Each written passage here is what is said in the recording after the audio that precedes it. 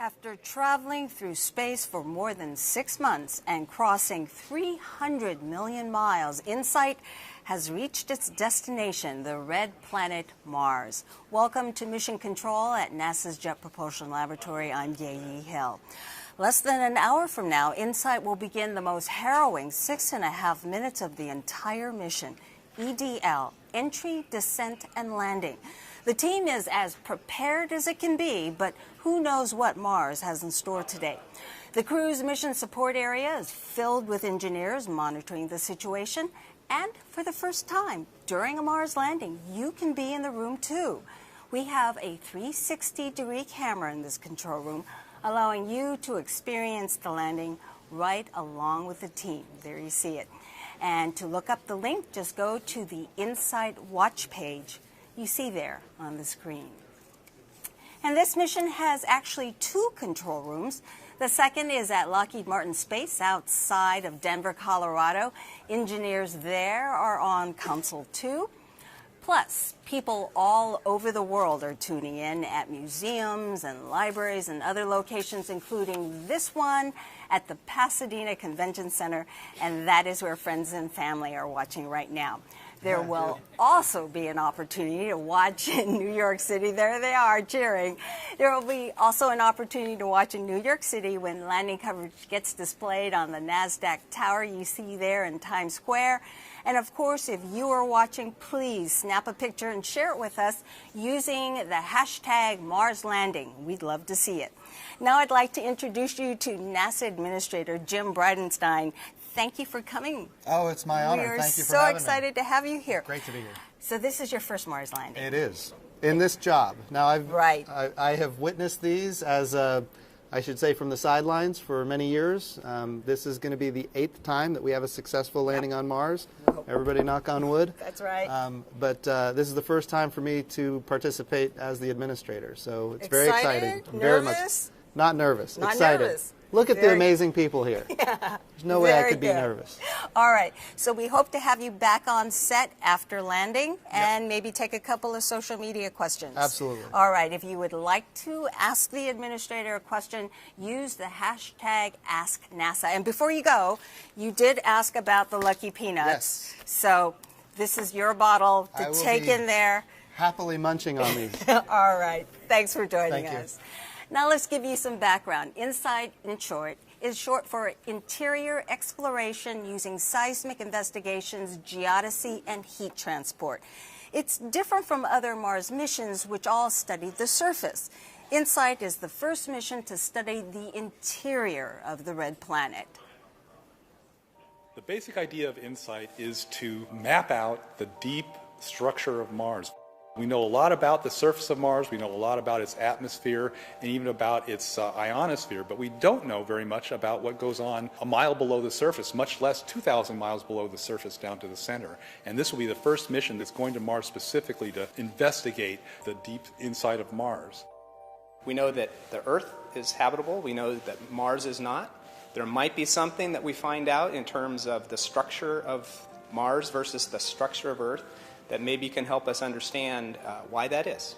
InSight carries a seismometer which measures the seismic waves that have traveled through Mars from Mars quakes and maps out the deep interior structure of Mars. We're going to also have a heat flow and physical properties probe which will penetrate into the Mars surface about 5 meters or 16 feet to take the temperature of Mars. And it has a radio science experiment which uses the radio on the spacecraft to measure small variations in the wobble of Mars's pole to understand more about the structure and composition of the core.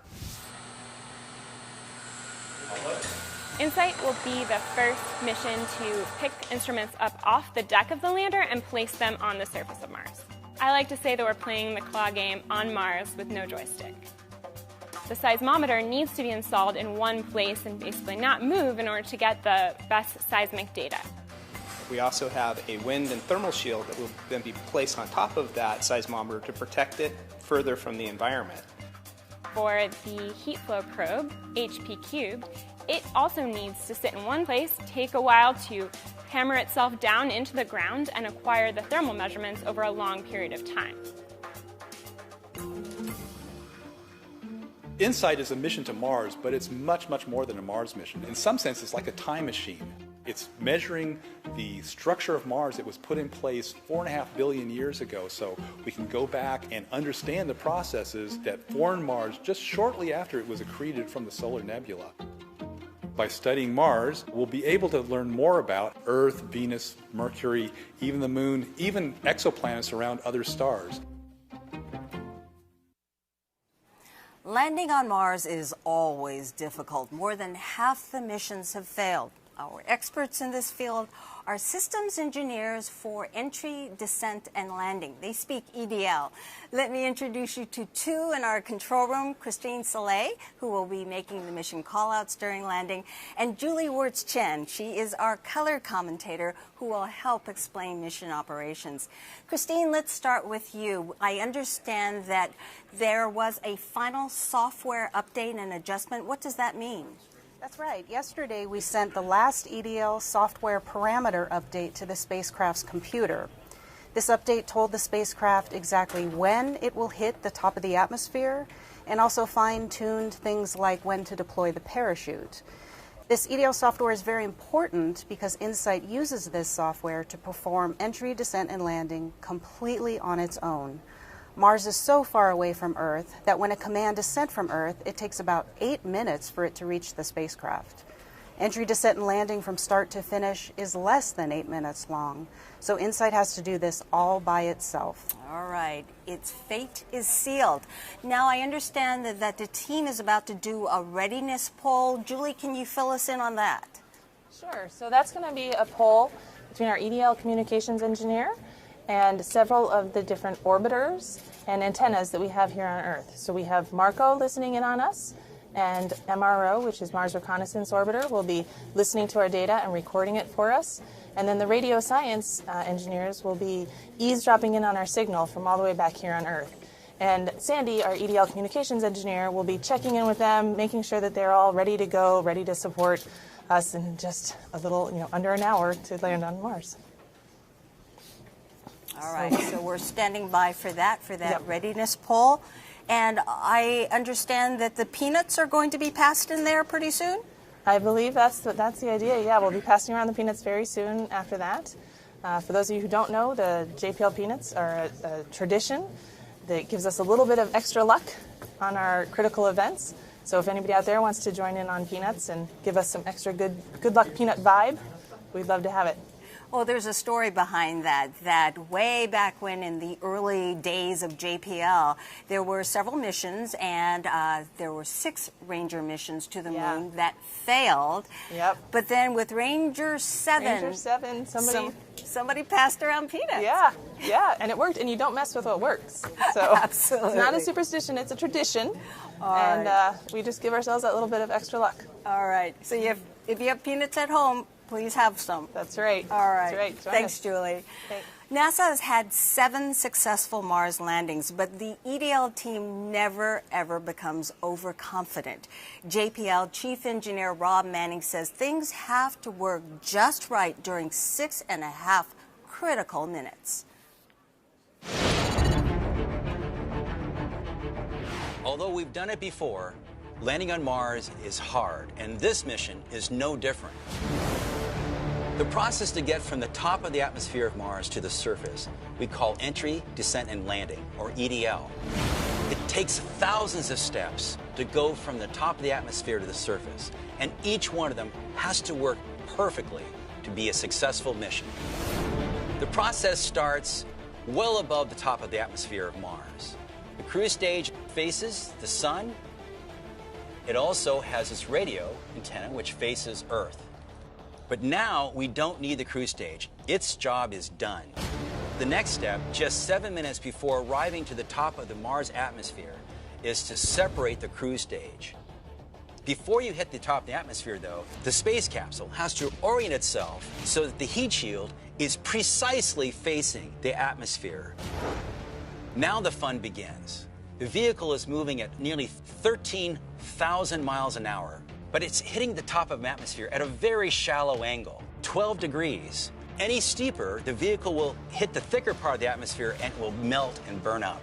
Any shallower, the vehicle will bounce off the atmosphere of Mars. At the very top of the atmosphere, it's about 70 miles above the surface of Mars, and the air is starting to get thicker and thicker and thicker. As it does that, the temperature on that heat shield gets well over 1,000 degrees centigrade, enough to melt steel.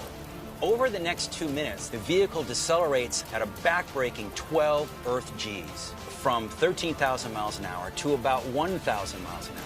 At about 10 miles above the surface of Mars, a supersonic parachute is launched out of the back of the vehicle. 15 seconds after the parachute inflates, it's time to get rid of the heat shield. 6 pyrotechnic devices fire simultaneously, allowing the heat shield to fall and tumble away from the vehicle, exposing the lander to the surface of Mars. 10 seconds after the heat shield is dropped, 3 pyrotechnically deployed legs are released and locked for landing. About a minute later, the landing radar is turned on, sending pulses toward the surface of Mars as the vehicle starts to try to measure how high it is above the surface and how fast it's going.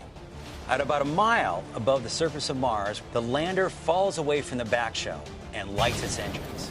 And very quickly, the vehicle must rotate out of the way so that the parachute and the back shell doesn't come down to hit it. The last thing that has to happen is that on the moment of contact, the engines have to shut down immediately. If they don't, the vehicle will tip over. So if all the steps of entry, descent, and landing happen perfectly and we are safely on the surface of Mars, we'll be ready to do some exciting new science.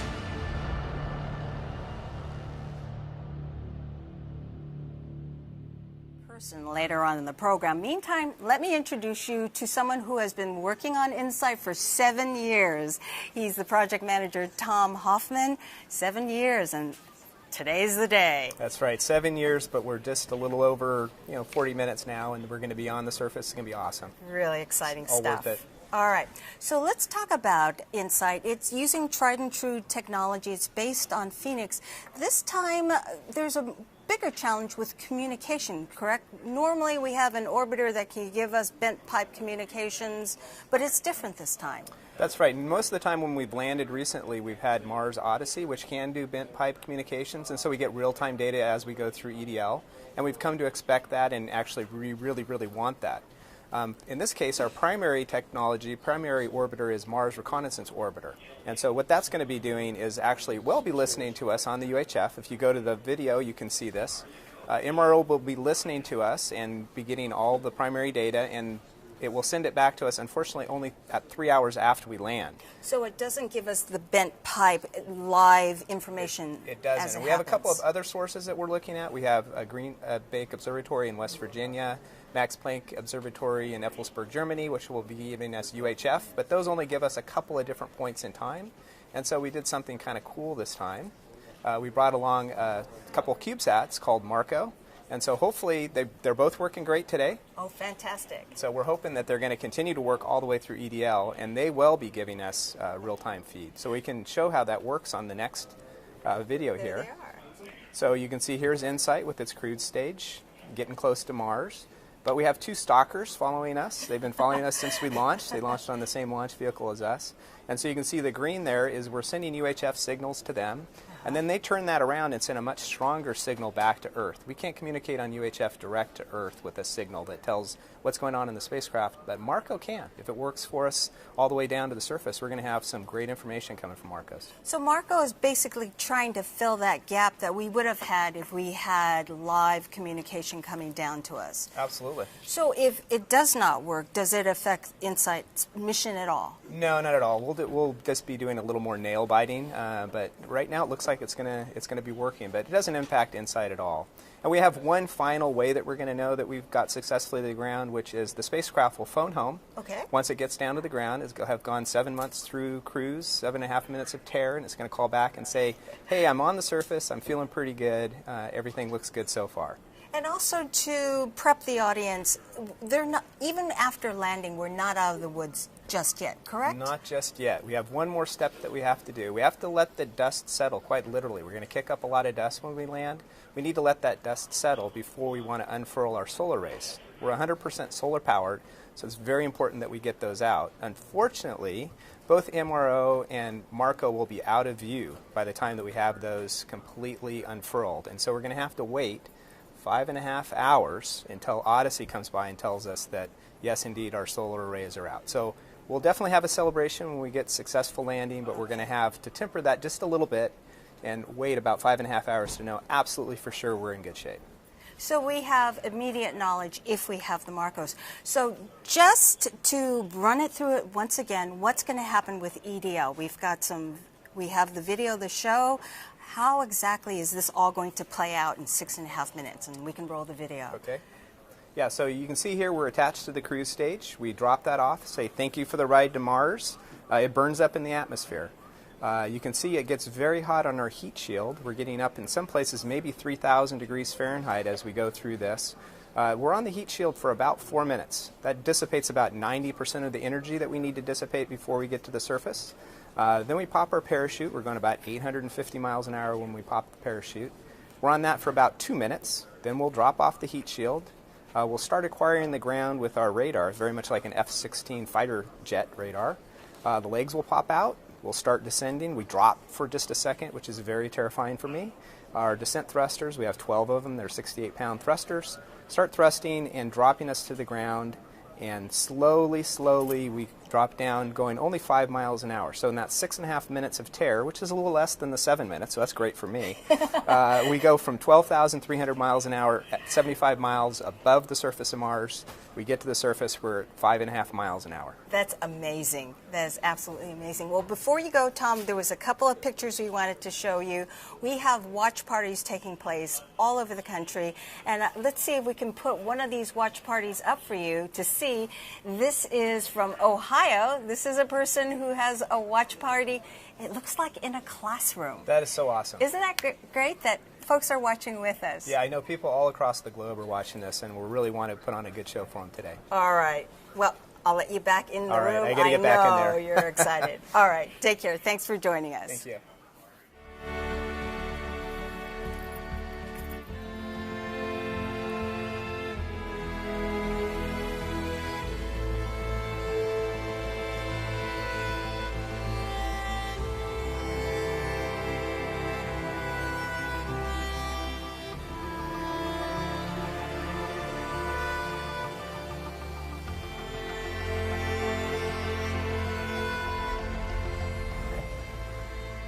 Okay, let's introduce you to the people who built InSight, Lockheed Martin Space outside of Denver. These are the folks who built Viking in 1976 and Mars Phoenix in 2008. The operations team is there, and Lockheed InSight EDL manager Tim Lin is standing by. Tim, what's going on in there? Team's getting really excited. We're just about ready. We're, about a half an hour from entry and the start of entry, descent, and landing. So the team is really excited, focused, but also very excited about the upcoming successful entry, descent, and landing we're getting close to.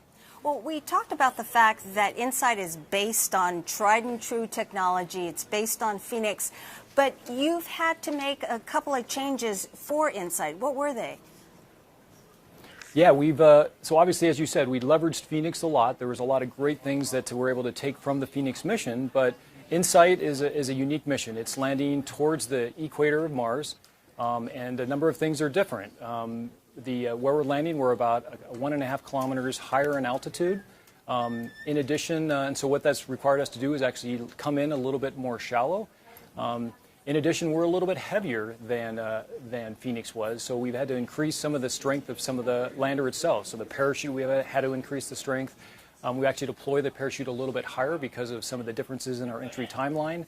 And because of when we're landing towards the end of dust season, so we also have actually increased the thickness of the heat shield.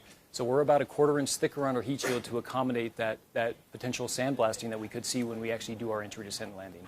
So a number of things we've changed, but we've obviously leveraged a lot from the very successful Phoenix mission as well. That's fantastic. So you were able to kind of customize it, because there were some concerns earlier on that there was a dust storm taking place. It was dust storm season. That's right. In fact, we've had a lot of great support from our orbiting assets, MRO and Odyssey, a couple of spacecraft that we've partnered with JPL and that were built here at Lockheed Martin. They've actually provided a lot of great insight into the weather on Mars, any dust storms that are potentially happening on Mars. And as of today, and actually the last couple of weeks, it's been great on the surface of Mars. We're anticipating a very nominal, very seasonal weather in terms of both density, atmosphere, as well as temperature, and dust storms appear to be very benign. So we're very optimistic it's going to be a great day for landing on the surface of Mars. All right. That's great news. Thanks, Tim, and I know your team is getting excited over there just as much as we are. Take care. Absolutely. Yeah, thanks a lot. Okay. The time now is 11:21. It's about 20 minutes. The tension is building in both control rooms. It's about 20 minutes before cruise stage separation. It's not too far off. Cruise stage separation is expected at about 40 minutes past the hour, so we are indeed getting close. So where is InSight going to Mars? It's a place called Elysium Planitia. Planitia is Latin for flat. Elysium is ancient Greek for afterlife paradise. It's located near the equator, north of Gale Crater, not too far from Curiosity rover. The team calls it the biggest parking lot on Mars. It's a place that's safe, got plenty of sunshine, that will power solar instruments to study the interior of Mars. What's inside Mars? We know a lot about what's inside Earth. But at Mars, we've only just scratched the surface. To learn how Mars formed, we have to study its deep interior. NASA's InSight lander was designed to do just that, by taking the planet's vital signs. Listening for its pulse or seismic activity, including any Marsquakes. Taking its temperature to see how much heat is flowing out from deep inside. And checking its reflexes to see how much the planet wobbles as it whips around the sun. These all provide clues to what the planet is really like inside. So what's inside Mars? InSight can help us find out by giving Mars its first thorough checkup since it formed 4.5 billion years ago. The more we learn, the better we'll understand all the rocky planets and the history of our solar system. Joining us now is Bruce Bennard, the principal investigator of Mars InSight. InSight is a mission to Mars, but we keep hearing again and again it's more than a mission to Mars. That's right, Gay. I mean, we're going to Mars, obviously, to study the Martian interior and to map out the divisions inside Mars, but we want to use that information to understand more about the solar system as a whole and how rocky planets form. And rocky planets, we have an image to show folks. So we're talking about Earth, the Moon, Mars. Mercury, Venus, yes, the planets of the inner solar system that are made mostly of rocks. And they all share the same basic structure with a dense iron core, a rocky mantle, and then a crust of lighter silicate rocks. But the very details of the thicknesses of those layers, the sizes, and the compositions give us a lot of clues as to how those planets form and why they went down very different paths into the different planets we see today. So explain to me, we are going to have a lander, you're going to be on the surface. How will you be able to study the interior? Well, we use what are called geophysical instruments. They use the principles of physics to actually see through the rocks. I mean, we're using seismic waves, the same way you might use a flash bulb to take pictures of something. We're using Marsquakes, which send out vibrational waves through the planet. And as they go through the planet, they reflect off boundaries, they get bent, they change their velocity, and it changes the wiggles that you see on a seismogram. When we go through the planet, you can see that here it hits the various boundaries and those waves are reflected. Sometimes they're bent. It becomes a pretty complicated pattern, but scientifically we've learned over the last 100 years how to interpret the code of the signal as it comes back up to the surface, and the seismometers pick up that signal and then turn it into data that we can use on Earth to understand, what the 3D structure is of the planet. So normally you use 3 seismometers. In this case, you're bringing SEIS. That's 1. How are you going to be able to get that information using 1? Well, we had to get kind of clever. because on the Earth, usually you have plenty of seismometers. You can use multiple seismometers to triangulate in on where the earthquake is. On Mars, we're going to do something a little bit different. We're going to use not only the P and the S waves that you may have heard about, but we're using the surface waves. And here you can see the surface waves kind of moving out from Marsquake, and as it passes over the InSight lander, you can see the seismogram up there in the upper left-hand corner where you have the wiggles. Now, those waves keep on going around the planet, and because Mars is not so large, they still have a fair amount of amplitude. They haven't gotten completely damped out by the time it's gone all the way around the planet, passes over the spacecraft again, and finally, even the wave that went the other way around the planet comes across and hits us yet a third time. And so we have extra information over just the P and the S wave. We have these surface wave arrivals that we can use to pinpoint the distance from the Marsquake to our lander. And then we use something called polarization analysis to figure out which direction the waves are coming from. And by doing that, we can do the same thing that we can do with 3 stations on the Earth, just using the P and the S waves. And very quickly, there is still another instrument built by DLR that's also being carried up by InSight. Can you talk a little bit about that? Yeah, that's our heat flow probe, and it's a pretty cool instrument that uses a mechanical mole, we call it, to burrow its way down into the surface. It has a motor with that winds up a hammer, and it knocks itself down just a few millimeters at a time. But we do that 20 or 30,000 hammer strokes, and it gets us down. We hope to get down to be about 16 feet below the surface. And once we get down there, we're actually measuring the heat coming out of the planet by measuring the temperature along the cable as it comes up to the surface, and looking at how that temperature increases as we go down, and extrapolate that deep into the planet to understand how much energy there is inside the planet to drive the geology and to drive volcanism, Marsquakes, all kinds of activity. It's amazing how much you'll be able to learn from the surface about the interior. That's right. I think it is amazing, and it's been something that I've been working on for my whole professional career, and it's just, I find it fascinating. But all right, we'll talk about that. Thanks, okay. Bruce. Bruce first thought of a mission like this, as he mentions, 40 years ago when he was a graduate student. The rest of the team hasn't waited quite that long, but this is a big moment for them too. Recently, we sat down with a few of the members and asked them what is it going to be like as we get close to landing. It's a very difficult thing to do, and everything has to go perfectly. As humans, we've sent 17 different missions to the surface of Mars, and 10 of them have crashed. Before we can land on Mars, we have to get to Mars. How do we get to Mars?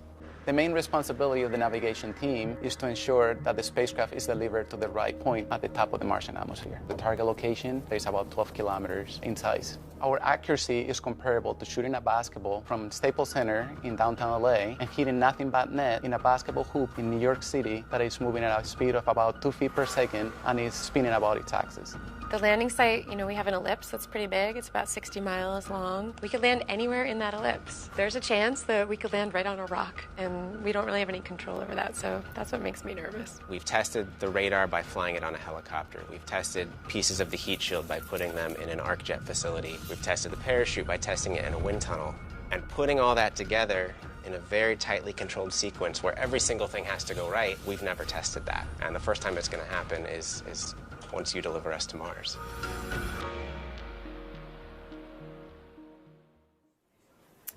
It is about 11:29 a.m. Pacific, and you're watching live coverage of the InSight landing from NASA's Jet Propulsion Laboratory in Pasadena, California. We are about a half hour away from landing, and people all over the world are watching.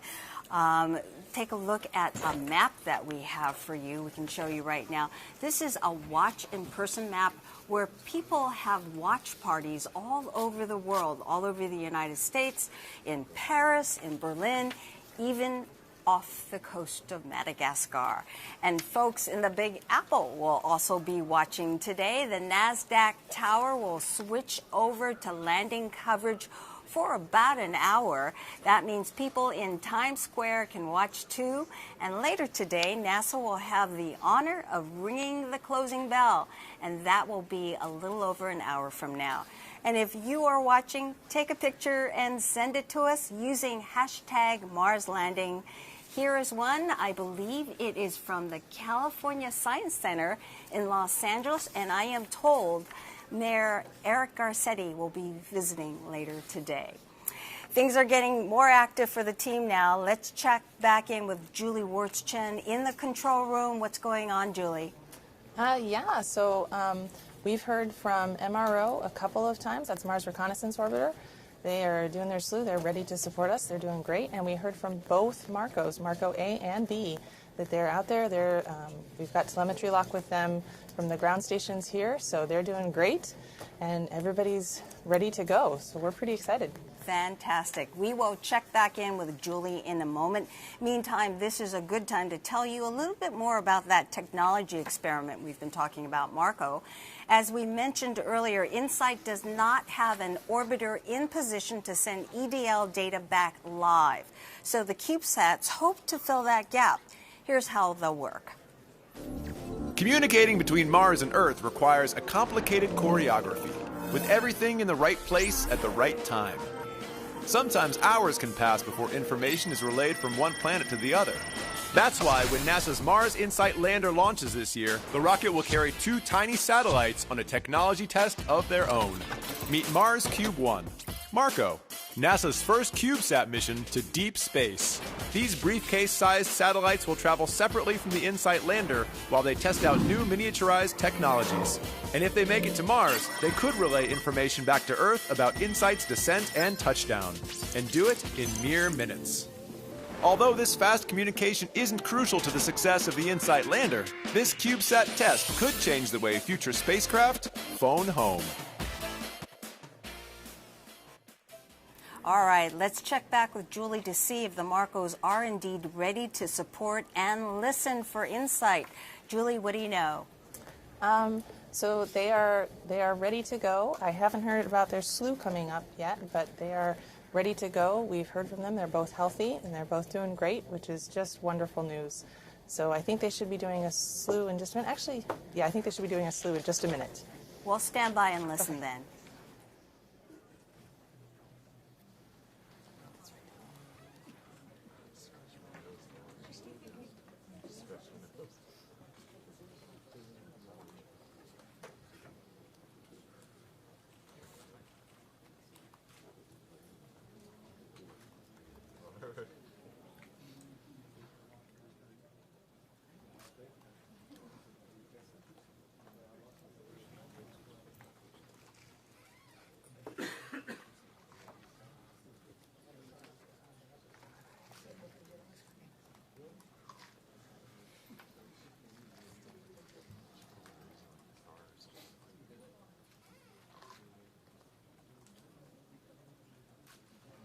Oh, they're separated?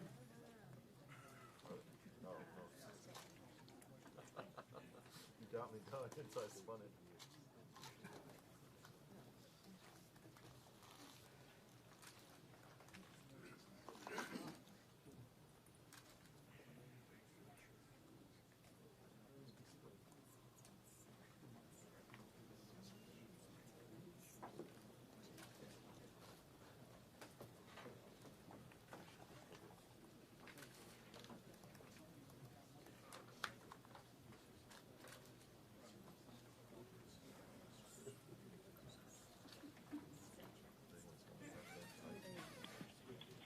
All stations, this systems, we can confirm we are entry minus 20 minutes.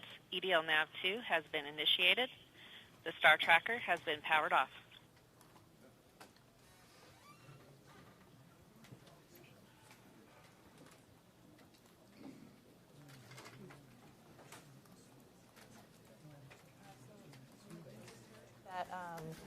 The nav2 software has been initiated.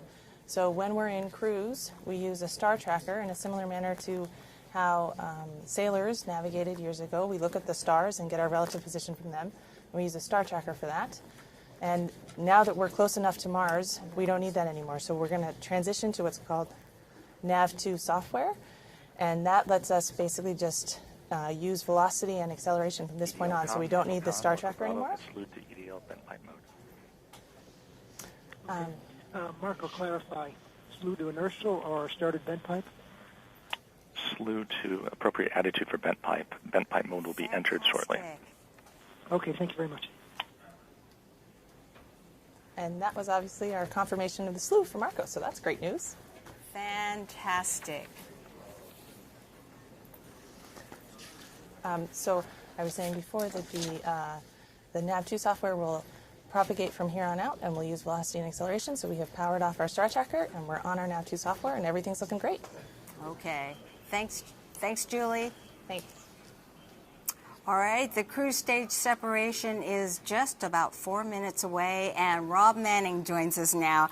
Rob is the chief engineer here at JPL and an absolute veteran of Mars landings.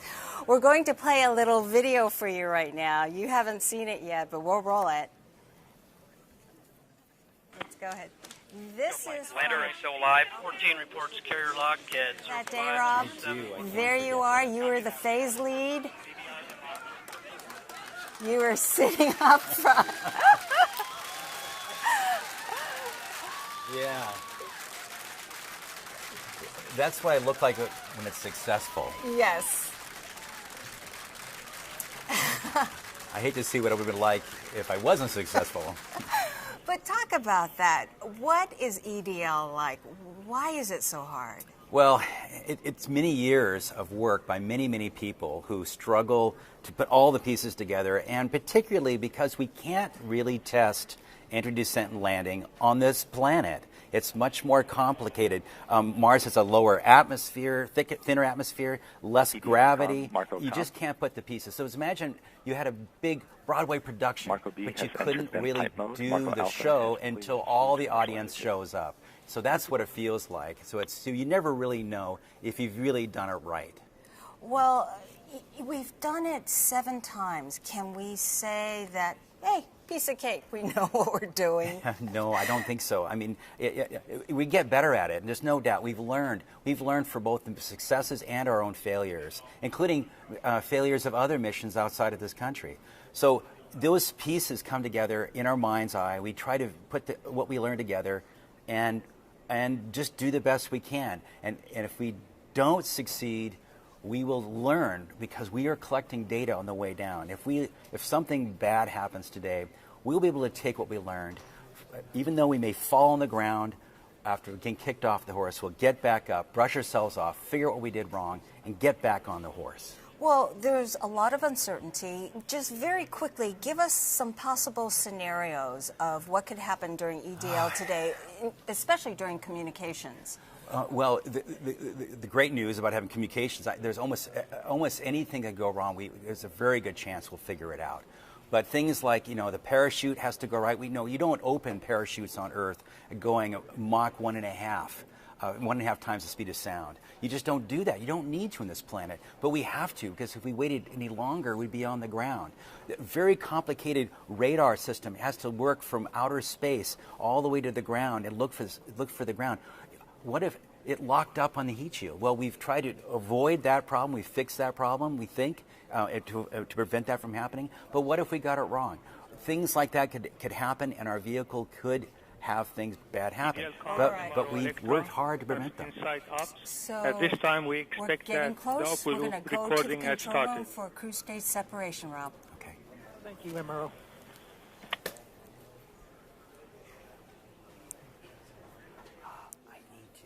I need to take off common. Yeah, yes.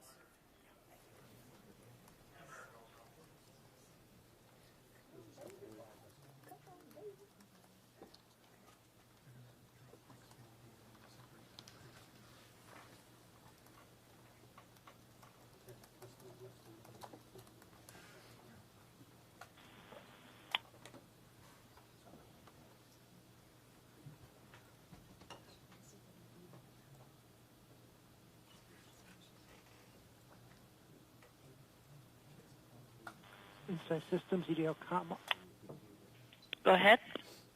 on Insight Court. At this time, MRO will have loaded their electro sequences. Marco is expecting carrier lock at any time. Marco B is reported there in bent pipe. Still waiting on A. Copy that. Thank you.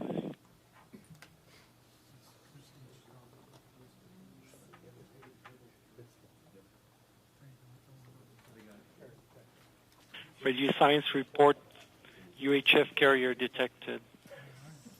EDLCom, Marco Alpha is in bent pipe mode. Marco Bravo has locked on the carrier. Marco Alpha has also locked on carrier.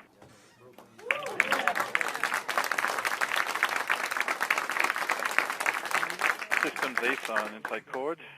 As expected, the DSN has LOS for Insight Expand. Copy that. Thank you.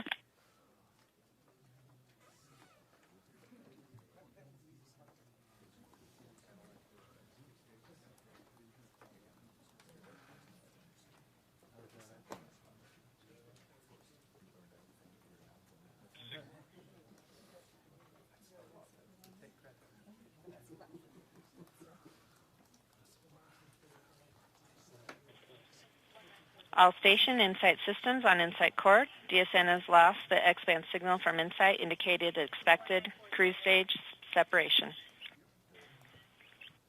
Standing by for UHF signal acquisition via Marco or Radio Science.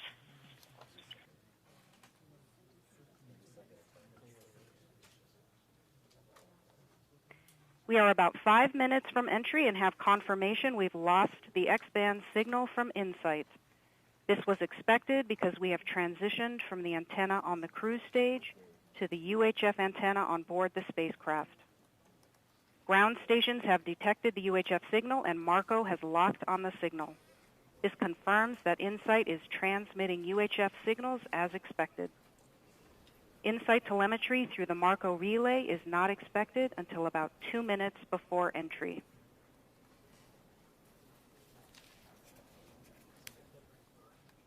So, Rob, that was exactly what we were hoping to hear, that the Marcos are The vehicle working. has also performed the turn to entry maneuver. The vehicle is turning away from a sun-pointing attitude and oriented itself to enter the Martian atmosphere. This is a big first step. Getting the cruise stage separated.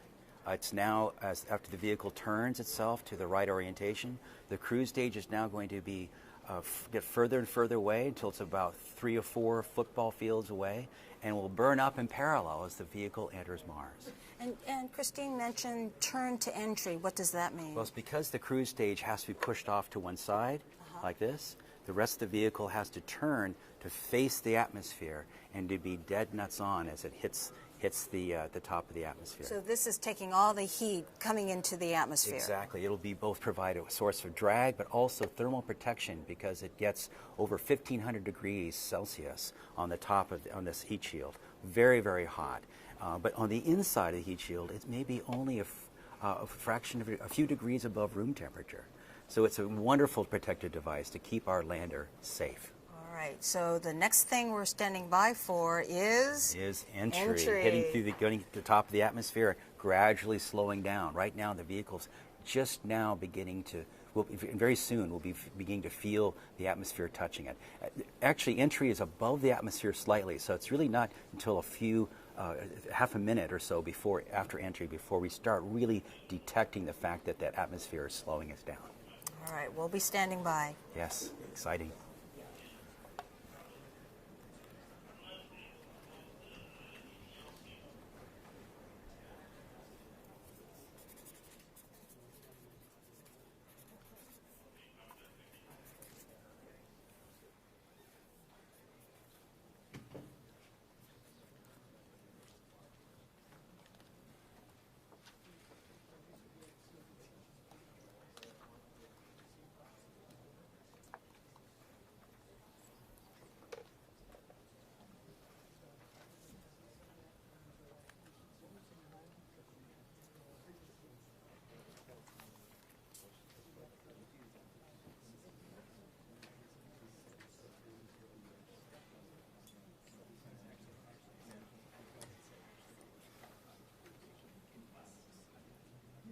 Rob, now entry is scheduled for 11:47. The cruise stage SEP and the entry times are locked in, correct? They are. They're locked in when we selected the target and aimed the vehicle very precisely. That allows us to know exactly when we hit the entry point, which is 55 kilometers from the center of Mars. So we know those times are locked in, but what about all the other events that take place in EDL? RadioScience reports dropping carrier power as EDL-com, expected. Marco A and Marco B have telemetry.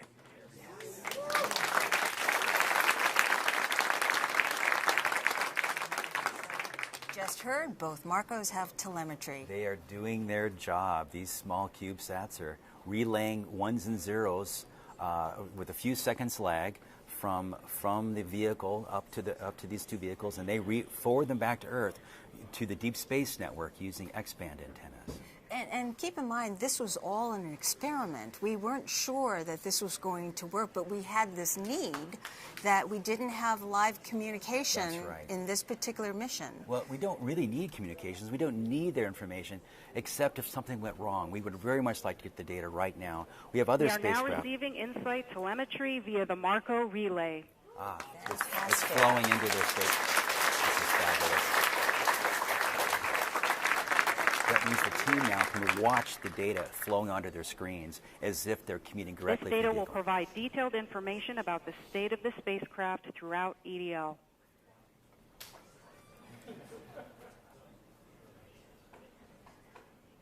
We were on pins and needles waiting for that because we weren't really sure. This is wonderful news. This will allow us to give some, if this continues working all the way to the ground and beyond, we might even see a first picture from the surface of Mars. Wouldn't that be great? Very soon. Atmospheric entry on my mark.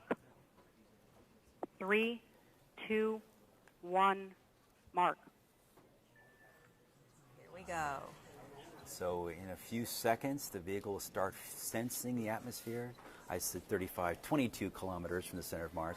And it's going to start to slow down very, very slowly at first, but then faster and faster and faster till it reaches about 7 Gs. I made that mistake on the video. It's actually 7 Gs, not 12. And so but we'll still very, very quickly slow down. And from 15... In approximately 1 minute, InSight is expected to reach its maximum heating rate. Oh, yes. Plasma blackout is possible during peak heating and could cause a temporary dropout of telemetry. This could last for as long as 2 minutes. Yeah, the gas that comes off the heat shield as it's slowing down, it looks like a meteor if you're on Mars watching the streak go by. That brightness of gas does interfere with the radio reception. And so it's possible that Marco will lose that signal while it's going through this very hot entry. But not to be alarmed. Not to be alarmed. It's part of the design. We completely expect it. RadioScience reports plasma blackout as expected. Okay. Oh, wow.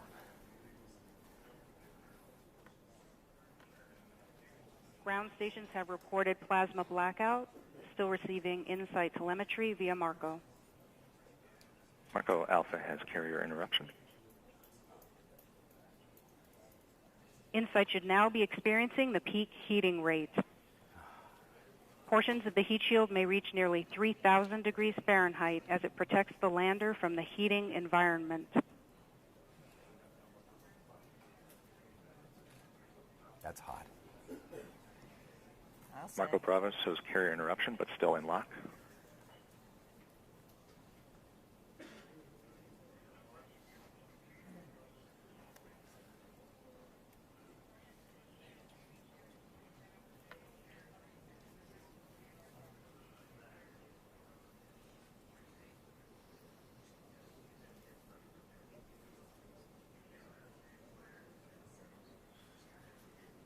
InSight has passed through peak deceleration.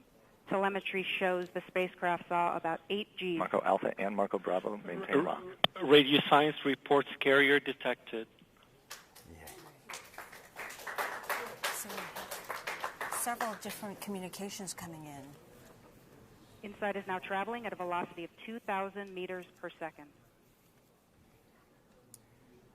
Seems to have passed this very critical point of peak heating and peak deceleration. The next big step is parachute inflation. And you can see that on our timeline on the bottom of the screen. The next event is parachute deploy. InSight is now traveling at 1,000 meters per second. Very close. Once InSight slows to about 400 meters per second, it will deploy its 12-meter diameter supersonic parachute. The parachute will deploy nominally at about Mach 1.7.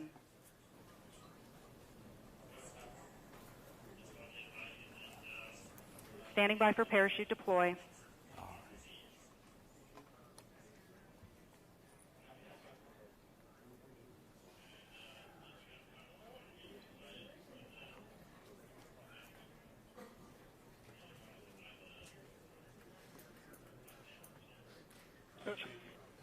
Radio Science reports sudden change in Doppler.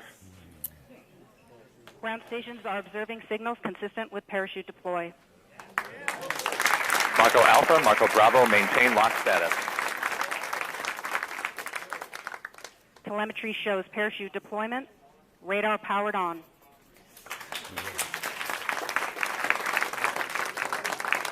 Heat shield separation commanded.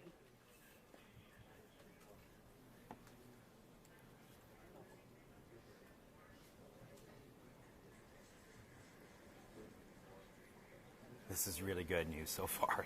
It's fantastic. I'm on pins and needles. We have radar activation where the radar is beginning to search for the ground. Once the radar locks on the ground and InSight is about 1 kilometer above the surface, the lander will separate from the backshell and begin terminal descent using its 12 descent engines.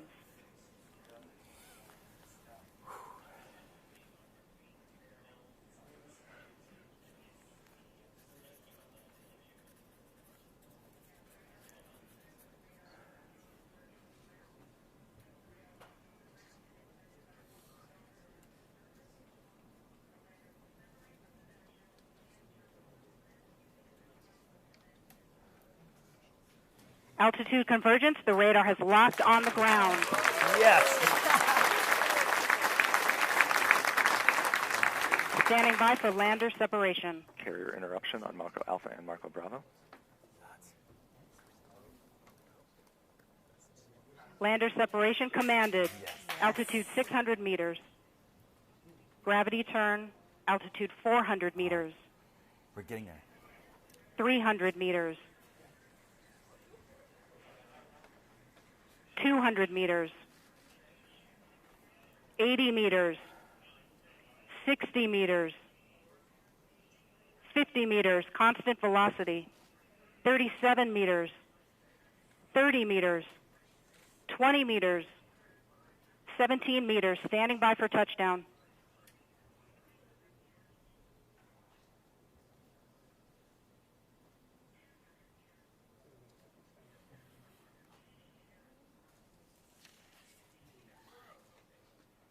Touchdown confirmed. InSight is on the surface of Mars.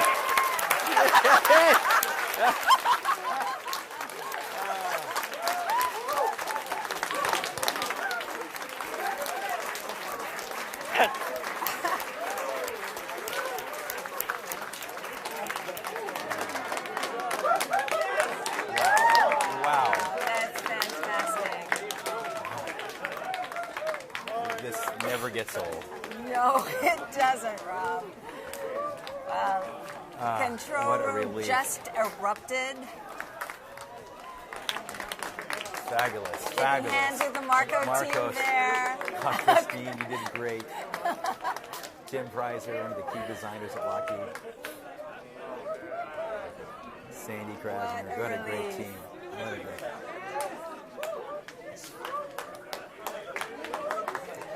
This is really fabulous. Fantastic news.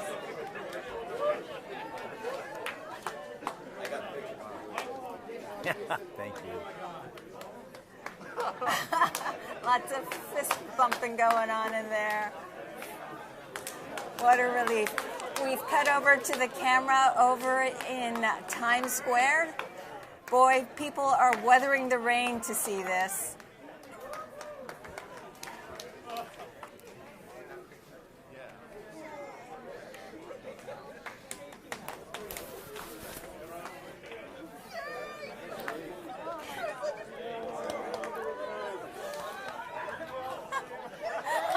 They can't help.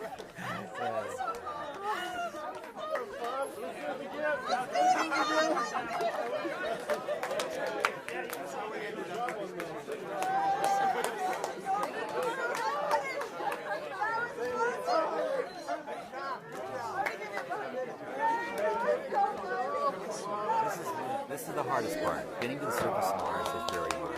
This thing has a lot more to do, though.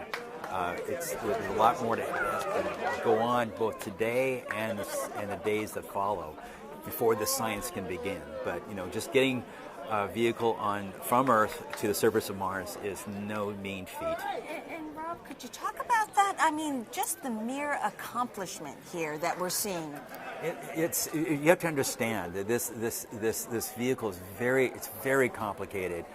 It uses 12 engines. Each of those engines are pulsed 10 times a second, producing these little tiny impulses, almost like little bullets that keep the vehicle going at a constant velocity as it approaches the ground, and still going over 5 miles an hour. So those legs feel a fair amount of crush. We still don't know the state of the vehicle right now. We need to look to make sure there are no rocks nearby. The solar panels will be in just a few, in about 5 to 10 minutes, will begin to open up. They're waiting for the dust to settle, because the dust there's certainly a lot of dust being lifted in the air around the vehicle right now, which is now just settling.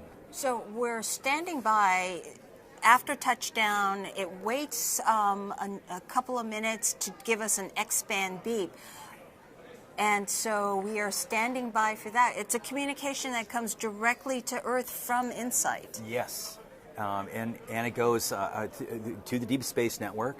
There's also something that might be happening now, if we're very lucky. InSight might be able to relay an image or a partial image taken just a couple minutes after landing. So I'm standing by hoping to see that.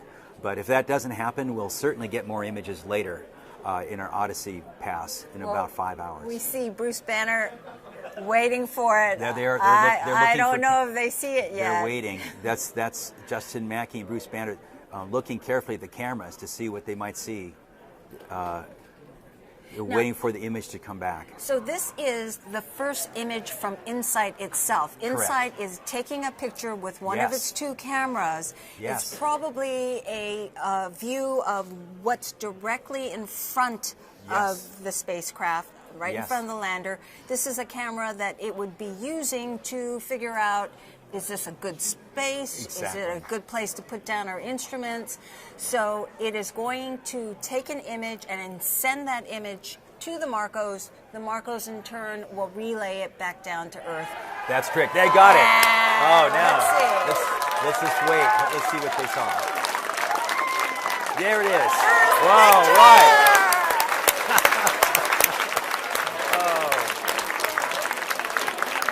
Looks like a great place. That's a good scene. That's not far from where we'll be able to deploy the instruments. So it's great. I don't see a lot of.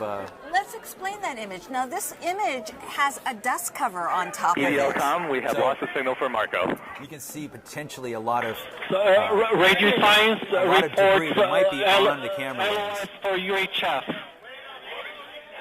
So we don't know what I'm looking Thank at. you, everybody on EDLCom. All right. Yeah. Yay, Marco.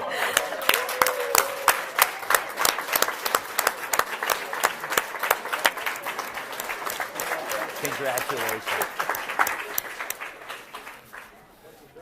Meantime, there it is. You can see a better view. You can see that really is debris. And there's the horizon back there, the bluish sky. That's part of the lander deck on the front left. I can't make out, but it looks like there's not a lot of rocks in the field of view. But those dots you see there are very likely to be dust particles on the lens, the dust cover, which will be removed. And we'll get another shot Yes. later on. Yes. Pretty and a better, amazing. clear view after the dust cover is removed. So InSight's, CubeSat's relay communications job is done. They're now flying on. They're now taking pictures back toward Mars. Hopefully, MRO, which flew overhead, might have been lucky enough to capture the descent of this InSight lander under its parachute. While this was going on, MRO was flying overhead, recording the data, also monitoring the transactions and recording every bit of signal it could.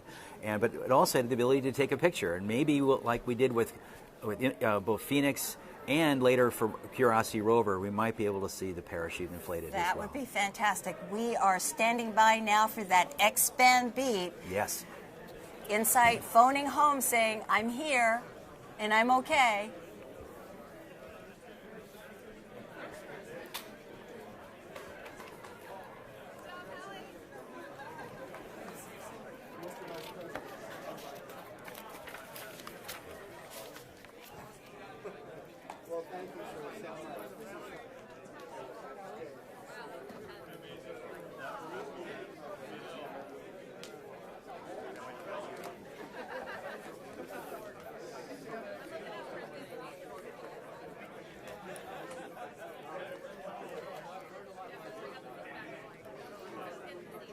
Systems Ace on InSight Court, the DSN and X-band. Radio Science reports X-band carrier detected. The DSN and X-band Radio Science have acquired the X-band touchdown signal for InSight. X-band signal continue for 4.5 minutes with InSight in nominal mode. Copy that. Thank you. Flawless. Perfect. Flawless. We've got the beep. This was perfect case scenario. This in is my book. this is what we really hoped and imagined in our mind's eye. Though we spend most of our visualizing all these bad things can happen. That's true, Rob. Sometimes things work out in your favor, and we'll look very carefully at the data to see what might have, how well it went. But it certainly looked like it was a very successful and perfect landing. We'll have to see as we get more data how well things go. And as the vehicle proceeds, the solar panels will be deployed. Hopefully, we're not on a tilt. It doesn't look like we are, but from the image. But the solar panels will be deployed safely, we hope, and we'll get confirmation of that around 5 o'clock local time here in about 4.5 hours, 5 hours from now.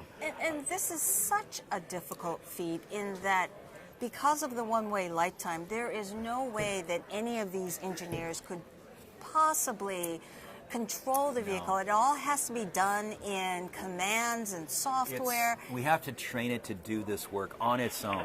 Radio Science reports nominal carrier 30 seconds past the first acquisition. So we're all nominal on the surface.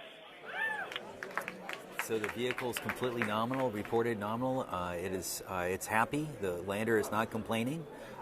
We had a way to tell us if it was unhappy, and it wasn't. It's not unhappy. It's in a normal mode, and so it's going to chug along for the rest of the afternoon on Mars and finish the activities. All right. Well, Rob, I know you're anxious to get in and congratulate the crew. Thank you so much for sitting here and helping us out. Explain EDL. Thank you. All right. Well, I'll let you go and go congratulate your friends. Thank you. All right. Take care.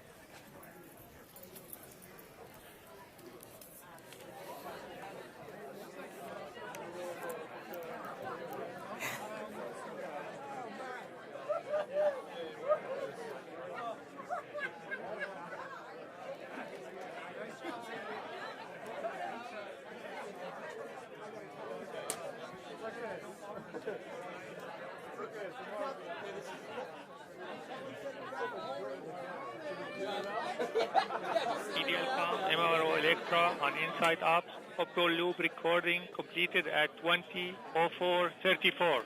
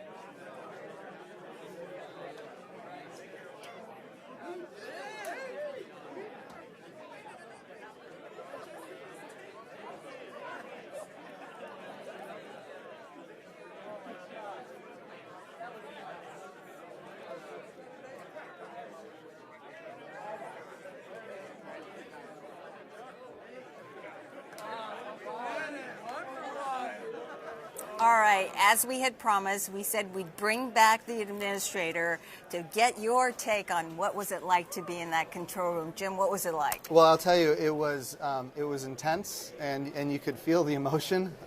It was very, very quiet when it was time to be quiet, and of course very celebratory with every little new piece of information that was received. It's very different being here than watching it on TV, by far, I can tell you that for sure, now that I've experienced both.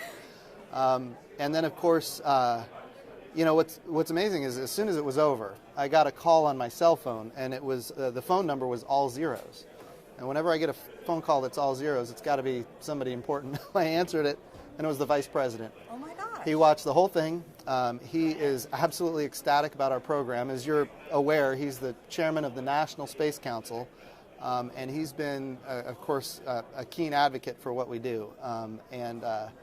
To have him call within seconds of mission success is tremendous. And just so everybody knows, he wants me to say congratulations to everybody here at NASA and all of our international partners and everybody who has contributed to this mission.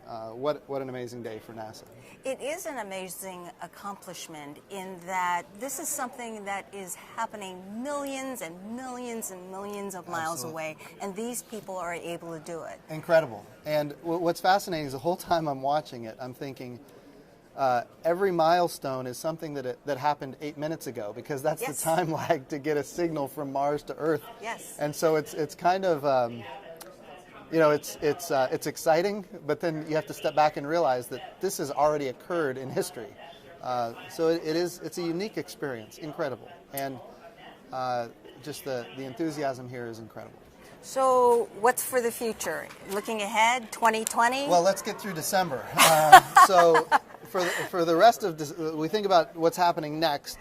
December 3rd, we're launching another American astronaut to the International Space Station. So that's going to be a big achievement, and it's going to be on a Russian Soyuz rocket that the last time we launched a human was not successful. That was scary. It was scary, but we figured out what the problem is. We're moving forward, and now we've got that underway December 3rd. Going forward from there, we're going to get the first science data back from the Parker Solar Probe on December 7th. So that's not too far away either. And then we've got OSIRIS-REx that will be in orbit around Bennu shortly after Christmas. So no shortage of exciting things. And then on January 1st, we're going to fly the New Horizons mission, which for people who are not aware, that's the mission that went to Pluto back in 2014, gave us stunning images and data and information science on Pluto. And now that mission is still going strong. It's in what we call the Kuiper Belt now, which is an asteroid belt well beyond Pluto, and it's going to be taking images of Ultima Thule, which is an object in the Kuiper Belt, which we have never been able to go out there and take images of anything at close range before, and now we're doing it. So you ask what's happening next? I'm sorry I asked. we have right now at NASA, there is more underway, probably than I don't know how many years passed, but it's like, there's a drought, and then all of a sudden there's all these activities all at once. So we're busy. We're going to be working through the holiday, but a lot of amazing discoveries to be made, and we're looking forward to it. It's so funny because our Ask NASA question you basically answered is, does the success of NASA InSight influence the timeline for future manned lunar or Mars missions? Well, certainly everything we learn about Mars at this point is going to help us understand how to do in situ resource utilization. So InSight could actually provide some really good information about whether or not there's liquid water on Mars, and maybe even where it is and how to get to it. We strongly believe that there's liquid water 10 kilometers under the surface of Mars. So the key is, the answer is yes. The more we learn, the more we're able to achieve. And so to get to Mars, yes. But the lunar missions, the President's first space policy directive is to go to the moon, to go sustainably with international and commercial partners. So when we say sustainably, that means we're going to have reusability built into the system. And we're going to test and prove technologies at the moon that ultimately we can replicate at Mars. So we're going to retire risk, prove human physiology at the moon, which is only a 3-day journey, which means if something goes wrong, you can get home safely. We saw that with Apollo 13. But we need to use the moon as a proving ground to accelerate our path to Mars. In the meantime, we're doing missions like InSight to learn as much about Mars as possible. InSight is going to help us understand really asteroid impacts as well, you know, because it's got a seismometer, which is going to help us know how often is Mars getting impacted with asteroids. And if we're going to send humans there, it'd be important to know if those humans are going to experience asteroid impacts. So, and that's pretty much our goal, is always learn from our missions and build upon those missions. One after another. And NASA has a long history of doing just amazing work in building on its past successes and, in fact, its past failures. That's true. I'll tell you, what an amazing time to be at the helm of this extraordinary agency. Well, we are so glad that you are here to share it with us. Well, again, thanks for joining us. A true pleasure. Thank you. All right, and I'm sure you need to go in there and celebrate with those folks, but thank you for stepping out for us. Absolutely. Thank you so much. All right, take care. Now, Mars exploration is cool stuff, but if you're not convinced just yet, just talk to the InSight scientists and engineers. No one conveys the excitement more than the people who actually work on the mission. So earlier this year, the outreach team filled up a van and went to 15 California cities. They called it the InSight Roadshow. So we're here in San Francisco at the Exploratorium, and this is part of InSight's Roadshow. Since it's the first interplanetary mission we've ever launched from California, we're actually doing a lot of public engagement activities along California. And we're just talking to the public and talking to them about InSight and getting them excited and sort of sharing information that they probably wouldn't get just from a website. We have Mars globes and Touchables kits. We have replica of the actual launch vehicle that's going to be taking InSight to Mars. We have a selfie station with fun props. People can take pictures. Children really, really like Mars. We have a jump station where we invite kids to come in and jump. We have a little seismometer on the floor which measures ground motion. So if students can come and jump next to it, they can actually see their recording on the screen and they make their own quake. I've had people come to me and say, this is the most I've ever understood about a space mission. I'm so happy I came because now I understand what you're doing, I understand why it's important, and I'm really excited. You kind of imagine how it looks, but seeing it in person actually puts it in perspective. She was able to explain a lot of what happens, the cameras, what goes into the ground. It's a great exhibit, you know, both for myself and also for kids that want to learn about Mars. Okay, we want you to meet another Mars veteran here at JPL, our director, Mike Watkins.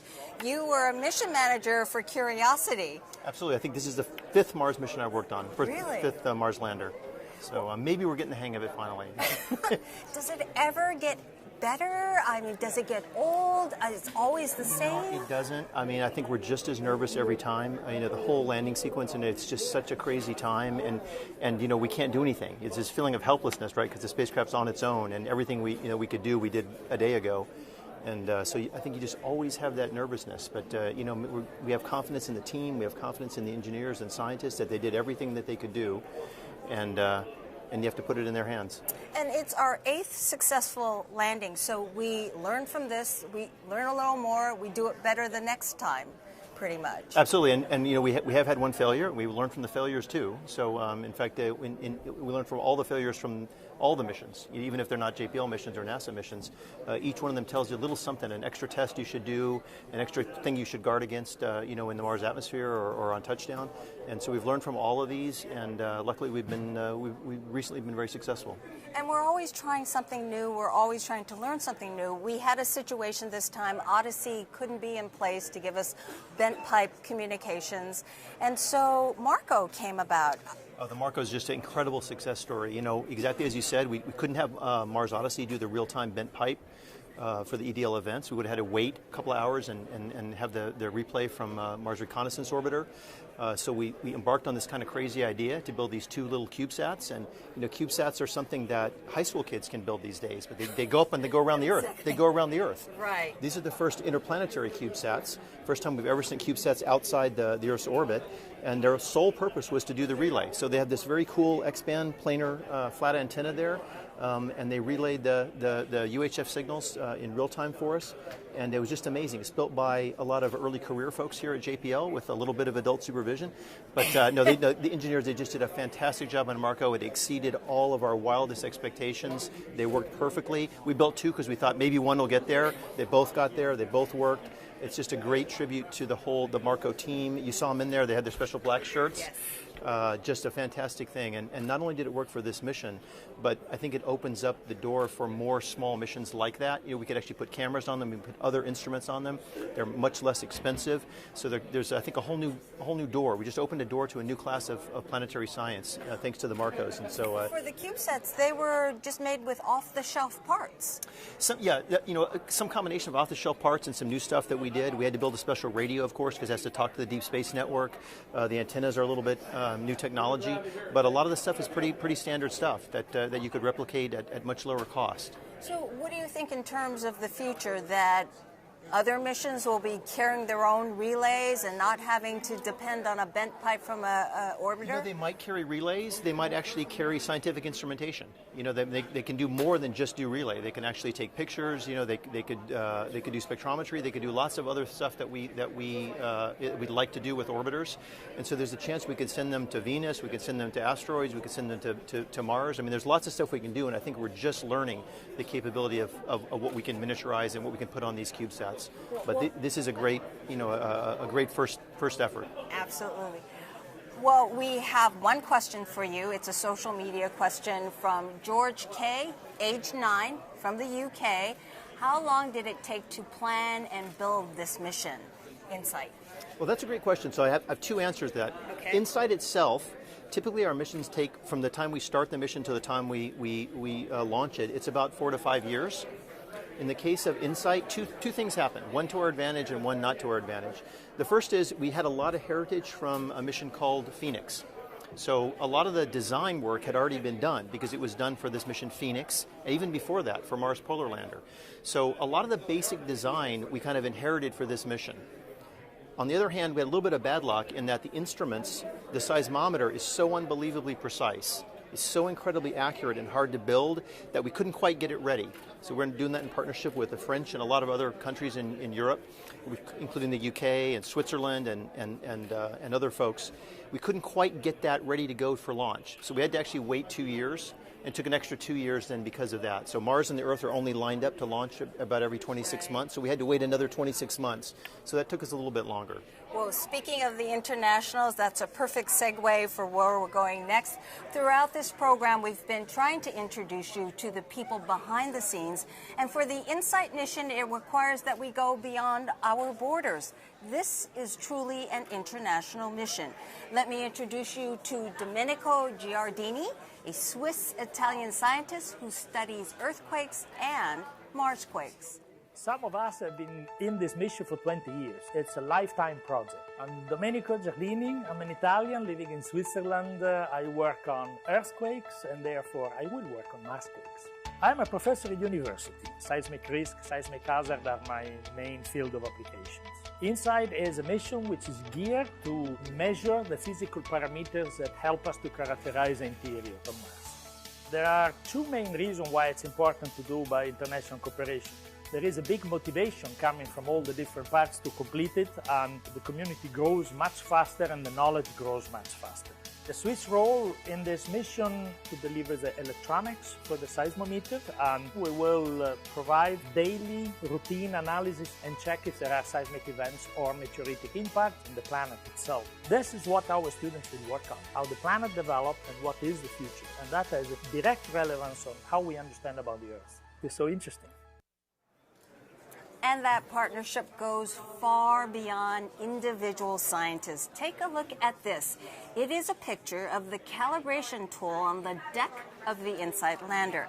It's what the team uses to calibrate the cameras on Mars. And notice the flags and logos. It's recognition of our international partnerships with the French government space agency, CNES, and also the German Aerospace Center, DLR. And it is my pleasure to welcome SAIS Project Manager Philippe Ledet from CNES and Executive Board Member Hans-Jörg Dietz from DLR. So I can't imagine a better day. Oh, yes. What was your reaction? So I am very enthusiastic and very grateful for all the people of the mission, and also my thoughts are going to the team, the CNES team, and to the science team, to Bruce Bannert and to Philippe Lognone.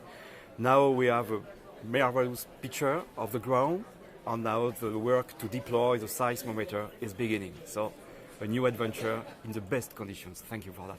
Definitely a new adventure. Hans-Jörg, what's your feeling? The HP Cubed is on that deck. It will be ready to go. Yeah, it's now a job now. But first of all, I'd like to congratulate our partners here in the US. And it was a great day and a great job they did. It's not easy to land on Mars. That's what we know. And it's a dream for me as well. Because the first time that we land on Mars with an instrument, at least as I has experienced it, and so it's a great day, and it was really exciting so far. Now the job starts for us. Well, it's funny, Philippe, you had once said, you're a musician as well, he plays jazz. You see exploration and music very similar. Yeah, How's yes, that? very similar, because the human management of all that activity is exactly the same. The technique, it's different. You have a seismometer and you have an orchestra. But the whole thing to find the best talents and things like that are exactly the same. And to deliver on time, to be ready, and to have the best performances. Everything is similar. And we should let people know that we won't be able to be collecting science right away. Is that correct? Yeah. We will be collecting science, several months from now? We are beginning, the deployment is going to take about 2 or 3 months. Of course, we will have some data during the deployment, but the best data to make the best science will be about the beginning of March. All right. So we prepare now, and we prepare now. Yeah, no, it's the time. Yeah, but it was a great job so far. Also for our team and our teams, all the teams, and as you said, it needs a lot of people to bring it up to Mars and make it a successful mission. Well, I have to say congratulations. Yeah. All right. Thank you. Thanks for joining us. Yeah, thank you. Well, here's another profile now. Meet Ravi Prakash. It's his job to keep InSight healthy on Mars. We get to explore the universe and see things that no one has ever seen before. My name is Ravi Prakash, and my job is to keep InSight healthy when it's on Mars. InSight is the first spacecraft that's going to go to Mars and try to understand how rocky planets have formed. Spacecraft team, how's power looking? A healthy InSight spacecraft is healthy batteries. We have heaters all over our spacecraft that keep our spacecraft warm enough so that it operates the way it should. Power is nominal, spacecraft battery is fully charged. We look at these things as well as many other parts of our spacecraft on a daily basis to make sure we have a successful mission. There are thousands of people working on InSight, so the systems engineer is responsible for understanding how changing one part of the spacecraft ripples through the entire system and how that affects all the other parts of the spacecraft. I actually worked at JPL for 8 years and then left for about 3 years to work for a nonprofit where I used my engineering and design skills that I learned at NASA to help people in poverty. I realized that the stuff we do here impacts billions of people around the world. Every single person, whether they realize it or not, has been impacted by NASA technology. We are the next generation of explorers. All right, let's meet Ravi Prakash in person. Ravi is in our sandbox. That's the JPL In Situ Instrument Laboratory. And wait a minute, Ravi, where did that beard come from? Hi, Gay. Yeah, there were about 10 of us that decided on the day we launched to Mars that we were going to shave and then not shave again for 7 months until we landed on Mars. So I am extra excited that we landed, not only because we have a mission on the surface of Mars, but I have 2 little girls at home that love to pull my beard, and so I can finally put an end to that. All right, so Ravi, help us out. What happens next? Now, clearly, InSight is not out of the woods just yet, correct? You're right. So we have some very important steps ahead of us. The first is that we have to deploy our solar arrays. This is what the spacecraft is doing right now. It's deploying these 2 solar arrays so that we get energy from the sun. This is one of the most important things that we have to do right now. After that, we're going to do a series of checkouts on our spacecraft to make sure that everything survived this harrowing entry, descent, and landing onto Mars. And then once that's complete, after the next few days, we'll start deploying our instruments onto the surface of Mars. So what exactly is involved with the instrument deployment? So this is the first time we're using a robotic arm to put instruments on the surface of Mars. This is a process that will put our seismometer on Mars as well as the heat flow probe. And it ends up taking about 3 months, which sounds like a really long time, but this is because, we have to be very careful and make sure everything happens just the way it needs to. Unlike Earth, we can't send a technician if something goes wrong, and so we just want to get it right the first time. All right, and we, in our interview, just heard that we may be looking at not until March before we get science? That's right. We get some amount of science immediately as far as the environment of Mars. We get wind data, temperature data, magnetometer data. But then once we start getting seismic data, that will be in the March timeframe. All right. And can you explain to me, Ravi, the ISIL, the test bed that you're at? What do you do there? So this is a Martian sandbox. For the past few years, we've had a great team that's been testing, deploying our instruments on a variety of different slopes and rocks. Now that we actually are on Mars, we're going to transform this area to look exactly like the place we landed and test out deploying our instruments one more time before we do it on the real thing. All right. Thanks, Ravi. Congratulations. Thanks so much. Now that InSight is on Mars, it needs some changes. InSight is no longer cruising to Mars, so the team no longer needs the cruise mission support area. In a little while, the team will hand over operations to a new group sitting in another JPL control room. This is the Surface Mission Support Area. It's in another building here at JPL. This is where the team will be operating InSight from here on. So the handover is the final step, and that will take place at about 1 o'clock our time. That's about a half hour away. For us, it's time to say goodbye. Our congratulations to the InSight team, and special thanks to our EDL system engineers, Christine Soleil and Julie Wards-Chen. Stand by for a news briefing on NASA TV at 2 p.m. Pacific, 5 p.m. Eastern. And for those of you who want the latest information on InSight and Mars, go to mars.nasa.gov/insight and nasa.gov/Mars. And thank you all who shared pictures on social media. It was wonderful to share this historic event with you. We have some pictures for you that we'll leave you with. Enjoy, and congratulations, InSight.